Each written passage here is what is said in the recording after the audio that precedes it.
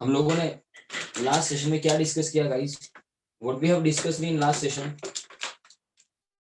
Can anybody tell what we have discussed in last session? We have discussed types of electrolytes in last session. Yes, we have discussed types of electrolytes in last session. Do you remember? In last session we have discussed types of electrolyte and what actually strong electrolytes and what actually are weak electrolytes. Yes or no? This is what we have discussed in detail. ये दोनों classes electrolyte के detail में discuss किए, इनके example भी discuss किए, इनका dissociation कैसे दिखाया जाता है ये भी डिस्कस किया. यस और नो? तो can anyone please tell me कि डिसोसिएशन कैसे दिखाया जाता है स्ट्रॉन्ग इलेक्ट्रोलाइट का? How strong electrolyte dissociates and their dissociation is indicated by which kind of arrows? फटाफट बोलो, इनका डिसोसिएशन इक्विलिब्रियम शो करते वक्त कैसे दिखाया जाता है? फटाफट बोलो. कुछ हुआ है क्या ऐसा डिस्कशन? अगर हुआ है तो फटाफट बोल दो, आगे का पार्ट डिस्कस करना है भाई. फटाफट. Dissociation of strong electrolyte and dissociation of weak electrolyte कैसे इंडिकेट किया जाता है?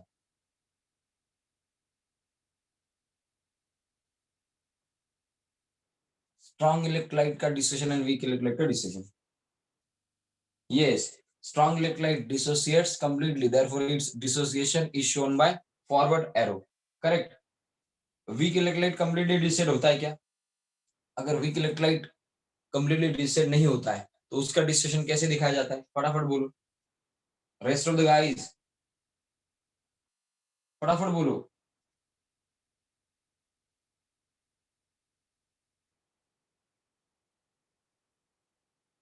Okay, reversible arrow के थ्रू. करेक्ट. तो ये हम सब लोगों का हुआ था. तो अब हम लोगों को वो फैक्टर देखना है, कौन सा? जिस फैक्टर का यूज है डिग्री ऑफ डिसोसिएशन. इस फैक्टर के बारे में हम लोगों को डिस्कस करना है. डिग्री ऑफ डिसोसिएशन इस फैक्टर के बारे में हम लोगों को डिस्कस करना है. So we are going to discuss what? This particular factor. कौन सा? Degree of dissociation. ये क्या है? Quantitative measure of extent of quantitative measure of extent of dissociation. Quantitative measure of extent of dissociation is quantitative measure of extent of dissociation is given by the term or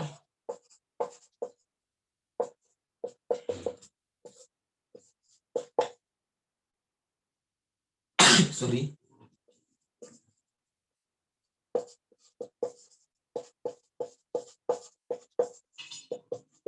इस term के through दिया जाता है. इस term के through दिया जाता है. Quantitative measure of extent of dissociation is given by term और quantity, degree of dissociation. So degree of dissociation ये ऐसी टर्म या क्वांटिटी है जो हमें एक्सटेंट ऑफ डिसोसिएशन के बारे में बताती है. ठीक है. सो डिग्री ऑफ डिसोसिएशन से ही हम लोगों को पता चलता है कि कितना डिसोसिएशन हो रहा है.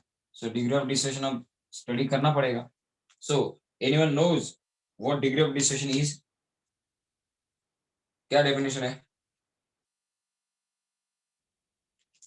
अगर पता हो तो बता दो, नहीं तो बता दूंगा. देन एसिड एंड बेसिस की अलग अलग डेफिनेशंस हम लोगों को देखनी है.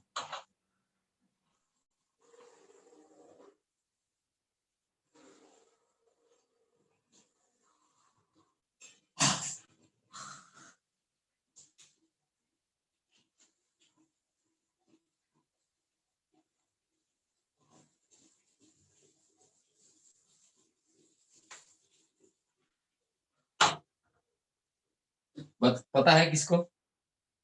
किसी को पता है क्या डेफिनेशन है डिग्री ऑफ डिसोसिएशन की? आप लोगों ने सुना है कि नहीं सुना है डिग्री ऑफ डिसोसिएशन? 11 के केमिकल इक्विलिब्रिया में कहीं ना कहीं इसके बारे में सुना होगा, नहीं सुना है? डेफिनेशन क्या है? It is defined as the fraction of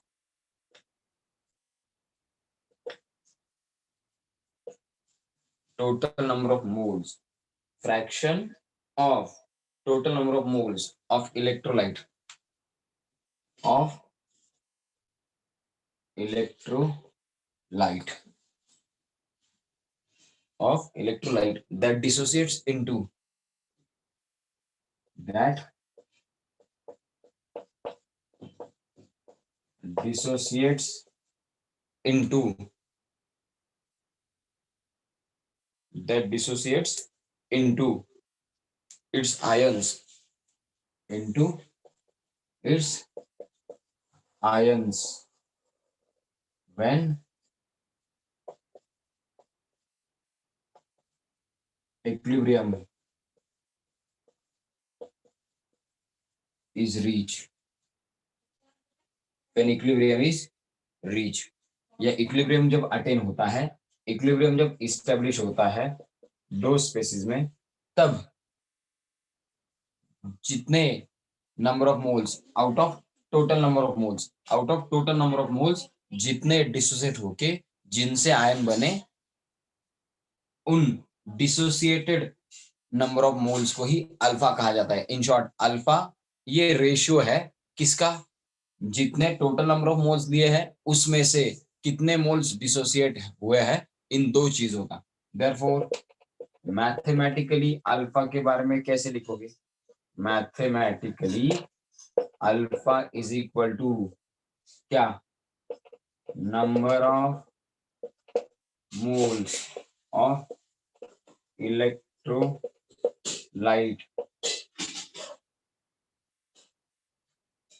number of moles of electrolyte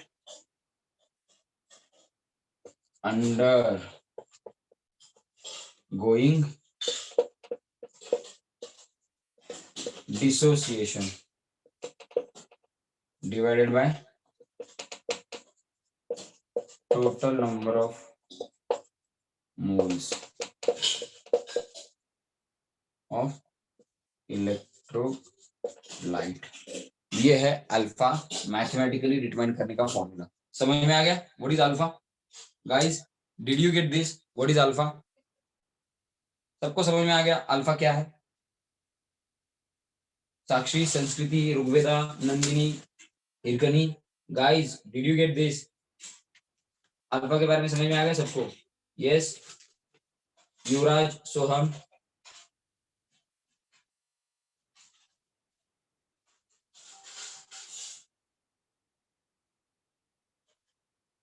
सबको समझ में आ गया? ठीक है, सबको समझ में आ गया ये? तो अब अल्फा के बारे में अगर सबको समझ में आ गया है तो अल्फा पता हो तो परसेंट डिसोसिएशन भी निकाला जाता है। Therefore, percentage dissociation is equal to alpha into 100. This is the formula to calculate percentage dissociation.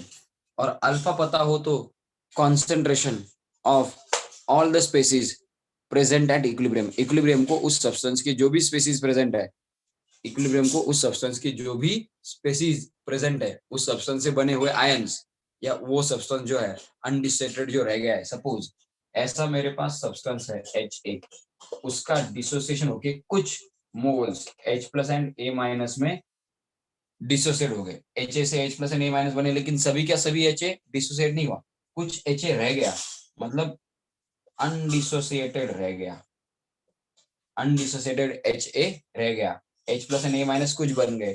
सभी के कॉन्सेंट्रेशन हम लोग निकाल सकते हैं, सभी के कॉन्सेंट्रेशन हम लोग निकाल सकते हैं जब अल्फा पता हो तब। तो अल्फा का ये एक यूज है और ये एक मैंने बताया वो यूज है। तो अल्फा का जो दूसरा यूज है क्या क्या निकालना, concentration of species undissociated and dissociated ions सभी का कॉन्सेंट्रेशन एट इक्विलिब्रियम निकालना, ये भी अल्फा का यूज है। अल्फा का यूज करके इनके कॉन्सेंट्रेशन भी निकाले जा सकते हैं। तो इसका स्क्रीनशॉट करो। अल्फा का यूज करके कॉन्सेंट्रेशन कैसे निकालना है ये हम लोग देखेंगे। अल्फा का यूज करके कॉन्सेंट्रेशन कैसे निकालना है ये हम लोग देखेंगे। अल्फा तो पता चला, अल्फा का मैथमेटिकल फॉर्मूला, अल्फा का use to find out percent dissociation, alpha की डेफिनेशन, ये चीजें पता चली। अल्फा क्या है ये पता चला, यस और no, have you got this? Alpha के बारे में सब पता चला गाइस?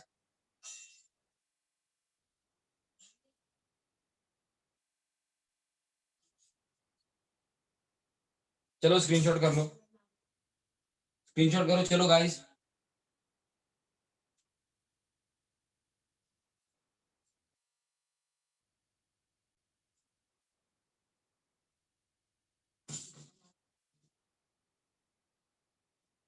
कर लो screenshot guys.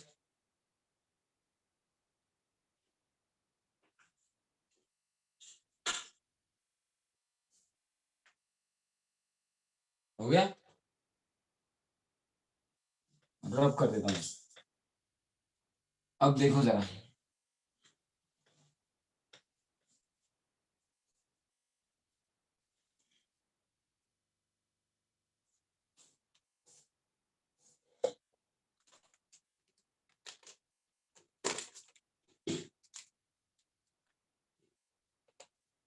From alpha comma concentrations of each species of solution या in solution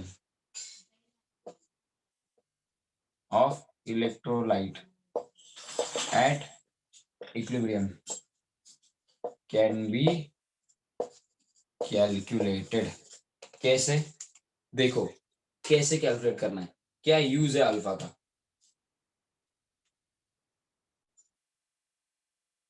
consider an electrolyte Ba which dissociates into its ions at equilibrium as Ba का dissociation देता हूं, Ba का डिसोसिएशन देता हूं, Ba का dissociation होगी B plus aqueous plus A minus aqueous बन गए, करेक्ट। B प्लस का और A माइनस का वापस कंबाइन होकर Ba बनाने का भी क्या है, Ba बनाने का भी टेंडेंसी है। सो Ba का B प्लस A माइनस में डिसोसिएट होने का रेट, इनका कंबाइन होकर Ba बनाने का रेट जब इक्वल हो जाता है तब यहाँ पे इक्विलिब्रियम एग्जिस्ट करता है, मतलब Ba भी कुछ अनडिसोसिएटेड बचा है, B plus and A minus भी उस सॉल्यूशन में प्रेजेंट है। सो अगर अगर अल्फा डिग्री ऑफ डिसोसिएशन है, alpha is the degree of dissociation, if alpha is the degree of dissociation, correct, and C is the concentration of Ba taken, तो होगा क्या, अल्फा डिग्री ऑफ डिसोसिएशन है, C concentration है, तो इसका मतलब है alpha moles out of C moles are dissociated, बराबर। therefore ये कितने बनेंगे, C इतना कॉन्सेंट्रेशन है उसमें से अल्फा डिसोसिएट हुए तो अल्फा टाइम्स C इतने इसके बनेंगे, कोएफिशिएंट इसका भी 1 है तो अल्फा टाइम्स ओरिजिनल कॉन्सेंट्रेशन ये A माइनस बनेंगे, मतलब जो ओरिजिनल कॉन्सेंट्रेशन लिया है अगर कोई विषण बनने वाले आयंस का 1 हो तो जो ओरिजिनल कॉन्सेंट्रेशन लिया है उनके अल्फा अल्फा टाइम्स इनके कॉन्सेंट्रेशन बनेंगे। Therefore concentration of cation and anion, concentration of cation and anion produced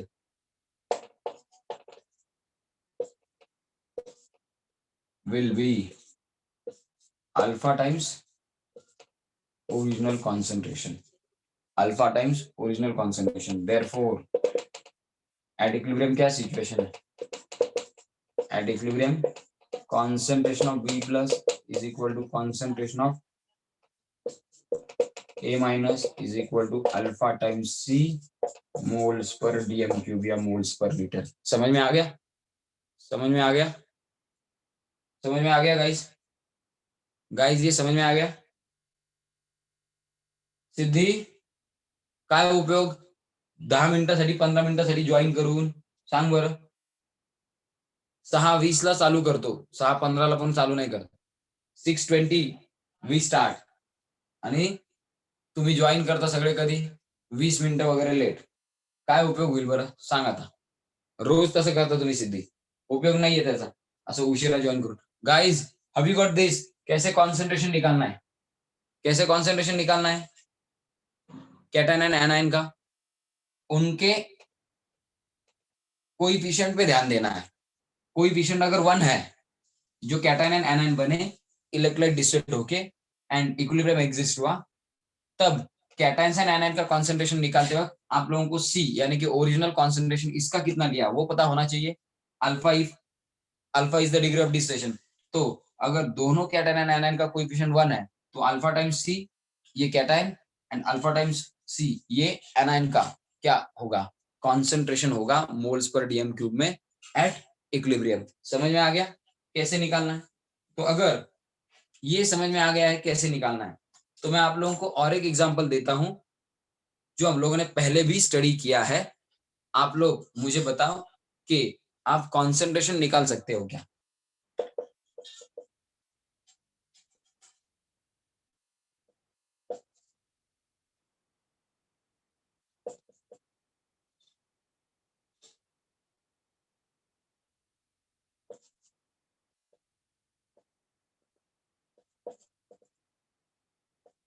ये एम बी एन जो है, जो कैसे डिस्टिलेट होता है ये इलेक्ट्रोलाइट, देखो ऐसे एक्वियस सॉल्यूशन में ये डिसोसिएट हो रहा है ऐसे, ये m times a n plus plus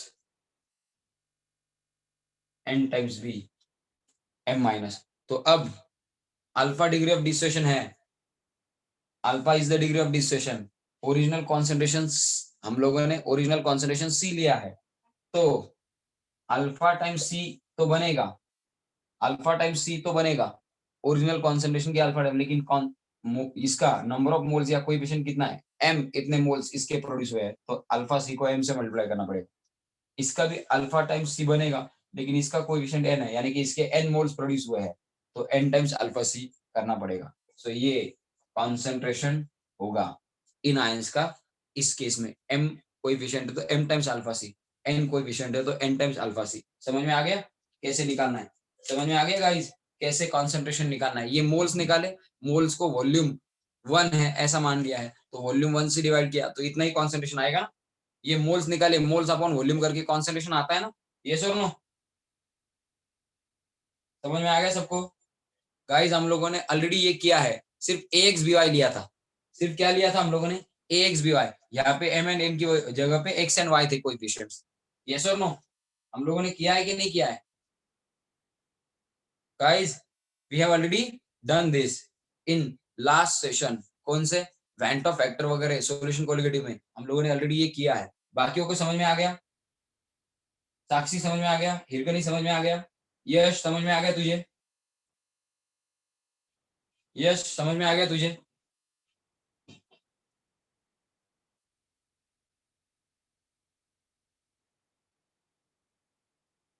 चलो स्क्रीनशॉट करो।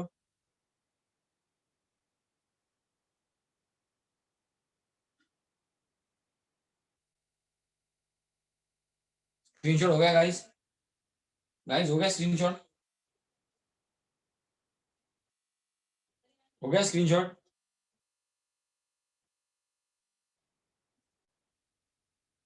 सबका स्क्रीनशॉट हो गया? चलो 10 मिनट है हमारे पास, एसिड एंड बेसिस की डेफिनेशन हम लोगों को देखनी है। रब कर दूं?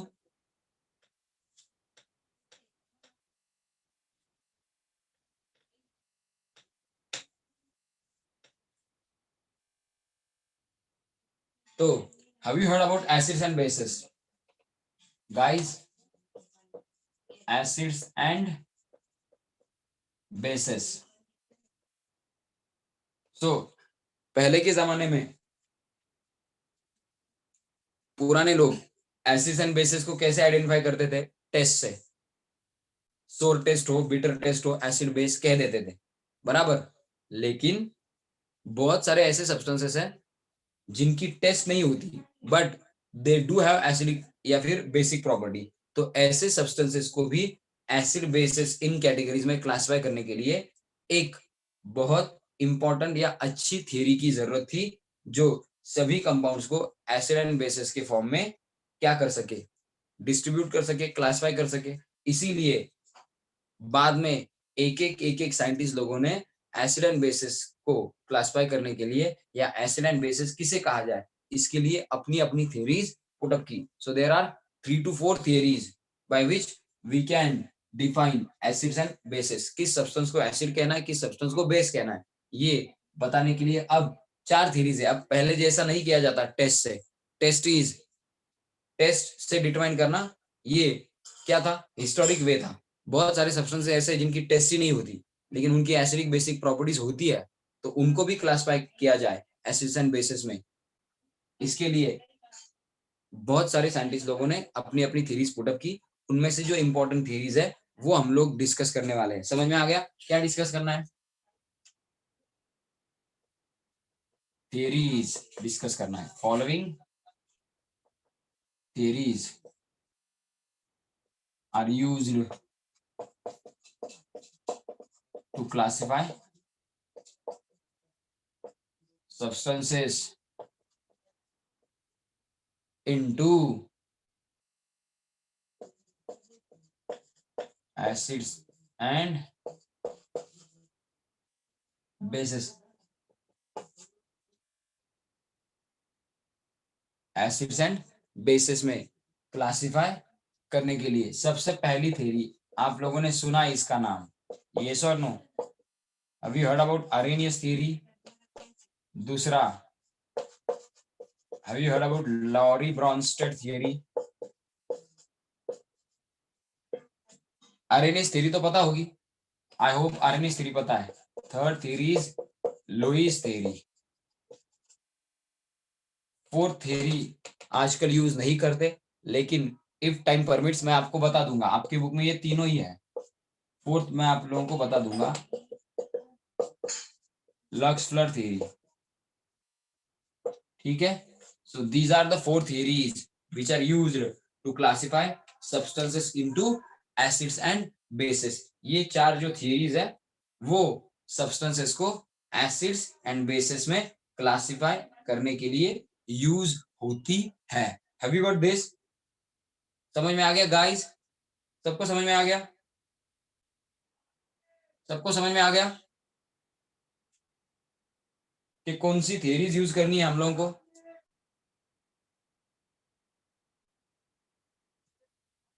तो इसमें से पहले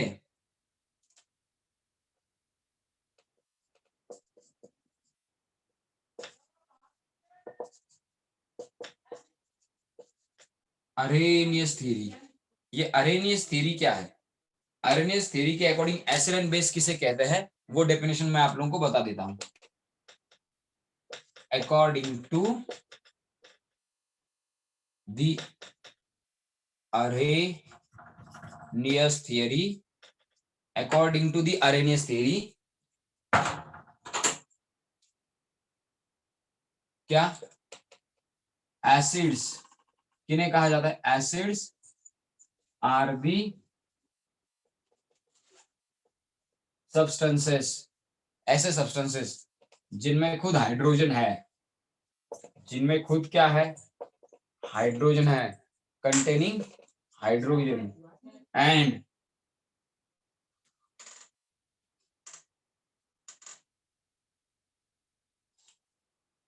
containing hydrogen and which produces, जो प्रोड्यूस करते हैं क्या, which produces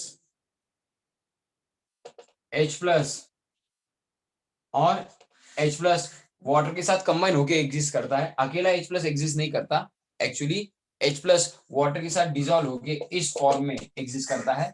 so which produces H plus कहो या H3O प्लस कहो, H3O प्लस यानी कि H प्लस को कहा जाता है प्रोटॉन, और ये प्रोटॉन एग्जिस्ट करता है H3O प्लस के फॉर्म में, यानी कि हाइड्रोनियम आयन जो प्रोड्यूस करते हैं, मतलब यही हाइड्रोजन H प्लस के फॉर्म में डिस्टिलेट हुआ। तो ऐसे सब्सटेंसेस जिनमें हाइड्रोजन है और वो हाइड्रोजन H प्लस या H3O प्लस के फॉर्म में प्रोड्यूस हुआ, इन aqueous solution are called as acids, उन्हें कहा जाता है acids according to Arrhenius theory. तो अरेनियस थ्योरी के अकॉर्डिंग एसिड कौन हुआ, जिसमें हाइड्रोजन है और वाटर में डिसॉल्व करने के बाद उस सब्सटेंस का जो हाइड्रोजन है उससे H प्लस या H3O प्लस आयन प्रोड्यूस होते हैं, ऐसा सब्सटेंस यानी कि एसिड। इन शॉर्ट वाटर में डाल के जिससे H plus and H3O plus, H plus या H3O प्लस प्रोड्यूस किया जा सकता है, वो सब्सटेंस यानी कि acid according to Arrhenius theory. Base किसे कहते हैं, base is any substance, any substance जिसमें क्या है, containing dash OH group, hydroxide group जिसमें है, डैश OH यानी कि hydroxide group, and which dissociates या produces OH minus ions in aqueous solution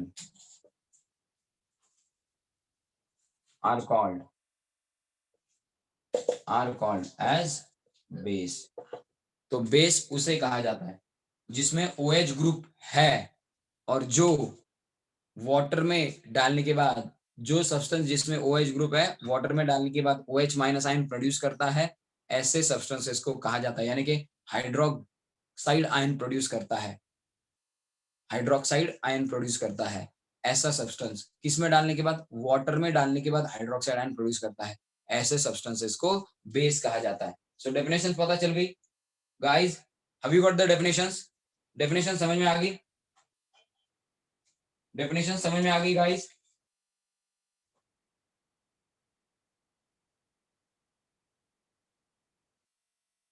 definition समझ में आ गई हो तो स्क्रीनशॉट करो।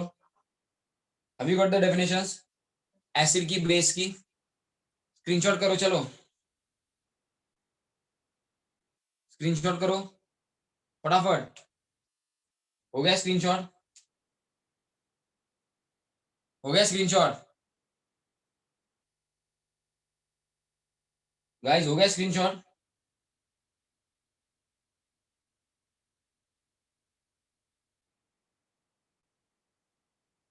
तो अब इनके एग्जाम्पल इनके सामने लिखता हूं मैं, ये जो एग्जाम्पल्स है इनके सामने लिखता हूं, देखो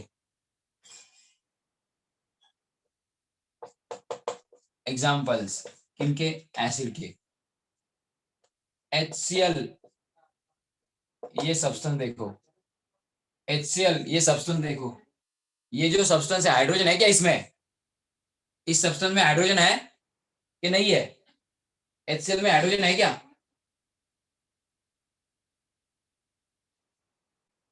वाटर में डिसॉल्व किया H plus aqueous and Cl minus aqueous,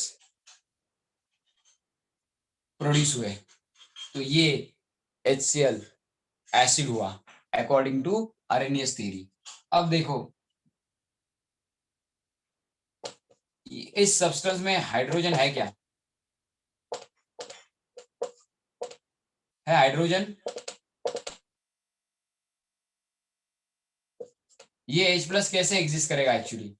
water ये H+ लेके खुद वाटर ये H+ लेके वाटर कन्वर्ट हो जाएगा HA3O+ में, तो H+ exist in the form of H3O+, ऐसे भी लिख सकते हो, H+ exist in the form of H3O+। अब ये देखो इस सब्सटेंस में हाइड्रोजन है क्या? इस सब्सटेंस में हाइड्रोजन है क्या?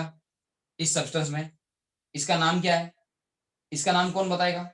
हम लोगों ने किया है ये डिस्कशन, संस्कृति, सिद्धि, सोहम, युवराज, अथर्व, हम लोगों ने नॉमिनक्लेचर किया है कि नहीं किया है?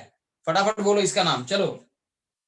कंपाउंड का कॉमन नेम भी बताओ, कॉमन नेम नहीं पता हो IUPAC नेम बताओ। एसिड है, एसिड के लिए सफिक्स COH ग्रुप के लिए सफिक्स क्या यूज किया जाता है?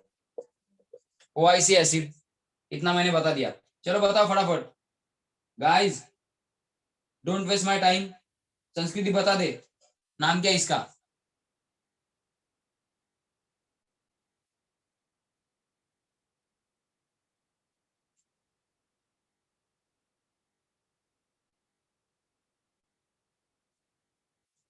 अरे इसका नाम बता दो।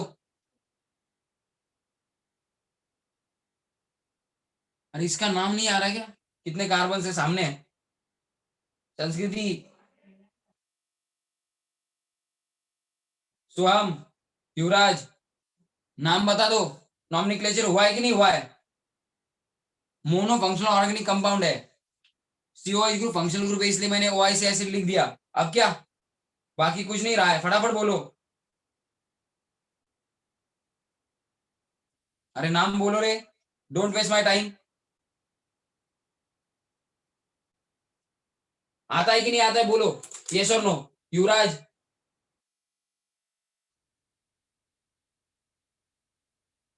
अथर्व, ऋग्वेदा, पढ़ा है कि नहीं पढ़ा है नॉमिनक्लेचर? अरे संस्कृति, इतना टाइम क्यों लग रहा है? पढ़ के दूं क्या? संस्कृति बोल फटाफट।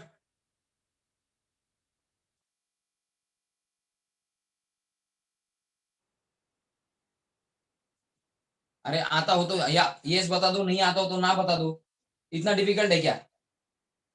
कोई भी ऑर्गेनिक कंपाउंड का नॉमिनक्लेचर करते हो, नंबर ऑफ कार्बन देखो कंटेंट चेन में, दो ही कार्बन है, दो कार्बन वाला अल्केन कौन होता है?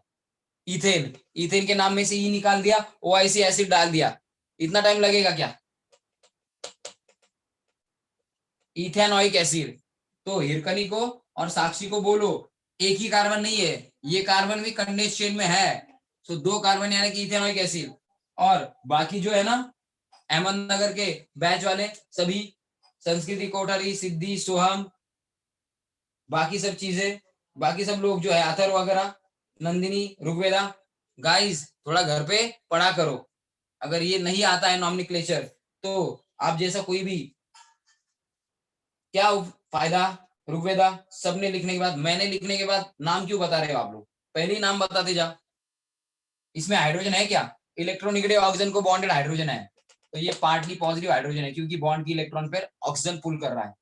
तो ये लोन पेयर है, ये लोन पेयर वाटर का ऑक्सीजन इस हाइड्रोजन को देगा क्योंकि वो एसिडिक या पार्टली पॉजिटिव हाइड्रोजन है। इस बॉन्ड की इलेक्ट्रॉन पेयर किसको मिलेगी? ऑक्सीजन को। ये हाइड्रोजन विदाउट इलेक्ट्रॉन यानी कि H+ के फॉर्म में चला जाएगा, ये बनेगा CH3CO- ion, acetate ion, and H+ जो है वो H+ वाटर के साथ कंबाइन होके H3O+ के फॉर्म में बाहर आएगा। तो ये सब्सटेंस भी हाइड्रोजन कंटेनिंग है एंड H+ देता है। लेकिन देखो जो hydrogen electronegative atom like oxygen को बॉन्डेड होगा या इलेक्ट्रोनिगेटिव एटम लाइक क्लोरीन वगैरह को बॉन्डेड होगा, वही हाइड्रोजन H+ के फॉर्म में बाहर आ सकता है। ये हाइड्रोजन कार्बन को बॉन्डेड है, कार्बन की इलेक्ट्रोनिगेटिविटी इतनी ज्यादा नहीं है, तो ये हाइड्रोजन उतना पॉजिटिव नहीं है। तो ये हाइड्रोजन जो कार्बन को बॉन्डेड है वो H प्लस के फॉर्म में नहीं बाहर आता, ये हाइड्रोजन जो इलेक्ट्रोनेगेटिव ऑक्सीजन को बॉन्डेड है, that hydrogen is coming out as H plus.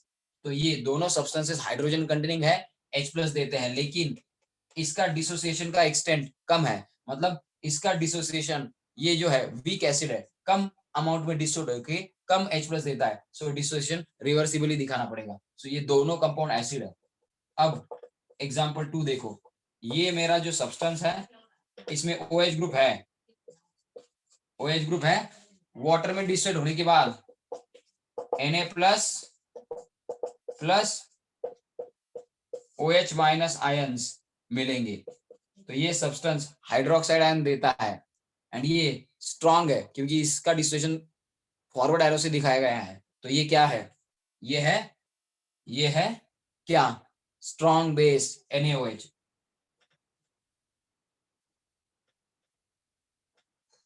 Example दूसरा देखो, अमोनियम हाइड्रोक्साइड,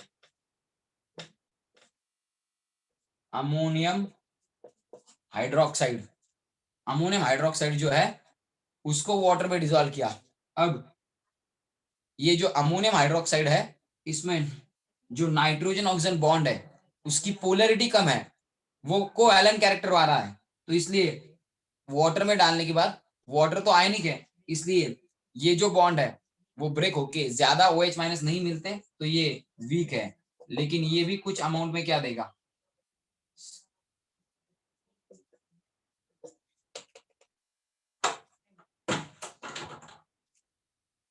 ये जो है ये NH4 प्लस आयन देगा और उसके साथ साथ कुछ amount of OH minus ion भी ये देगा। कौन, ये कंपाउंड। सो NH4OH भी बेस है, OH माइनस देता है लेकिन कम अमाउंट में देता है, तो ये क्या है, वीक बेस। CH3COH यानी कि एस्टिक एसिड या इथेनॉइक एसिड, ये वीक एसिड है, ये स्ट्रॉन्ग एसिड है और ये स्ट्रॉन्ग बेस है। Have you got the examples, examples भी समझ में आ गए गाइस, एग्जांपल भी समझ में आ गए सबको, एग्जांपल समझ में आ गए सबको, यस और नो, एग्जांपल समझ में आ गए सबको, स्क्रीनशॉट कर लो, एग्जांपल सामने है, ये स्क्रीनशॉट्स कर लो, एग्जांपल सामने है एसिड्स के और बेसिस के, एसिड्स के यहाँ पे, बेस के यहाँ पे, फटाफट स्क्रीनशॉट कर लो। हो गया, हो गया स्क्रीनशॉट सबका, गाइस स्क्रीनशॉट हो गया,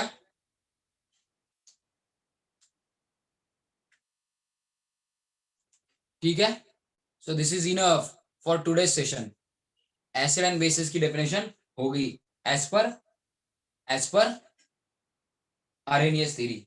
कल डिस्कस करेंगे बाकी की थ्योरीज, ठीक है। और कल से 6:15 या 6:20 शार्प क्लास स्टार्ट होगा। मैं अगर 20-25 मिनट कोई लेट आ रहा है उसको मैं मीटिंग के अंदर नहीं लूंगा, this is full and final. 5 minute ठीक है रे, नेटवर्क इशू है वो भी ठीक है, लेकिन रोज इतना लेट आना कोई फायदे का नहीं है। Bye guys.